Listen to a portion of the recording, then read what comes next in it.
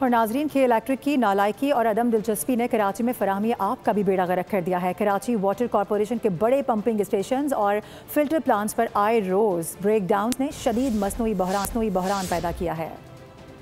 کہ الیکٹرک کی نااہلی صرف روشنیوں کا شہر اندھیروں میں نہیں بلکہ پانی کی بوند بوند کو بھی ترس رہا ہے۔ بجلی نہ ہونے کے باعث شہر میں پانی کی فراہمی کا نظام درہم برہم ہو رہا ہے۔ کہ الیکٹرک کے تازہ کارناموں کی بات کریں تو جمعرات کی شب رات 2 بجے K3 پمپنگ اسٹیشن پر بجلی بند ہوئی جو 24 گھنٹے بند رہی اور جمعے کی رات 2 بجے بحال کی گئی۔ بریک ڈاؤن کے باعث نیو کراچی، نارتھ ناظم آباد، اسکیم 33، گلستان جوہر اور گلبرگ میں پانی کی شدید قلت ہے۔ K3 پمپنگ اسٹیشن پر بریک ڈاؤن سے 9.5 کروڑ گیلن پانی فراہم نہیں کیا جا سکا۔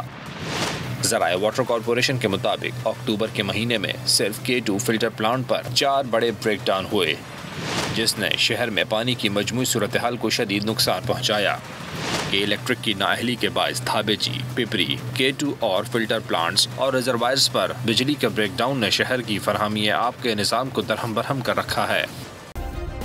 سبسکرائب کریں اور بیل دبائیں تاکہ کوئی خبر رہ نہ جائے۔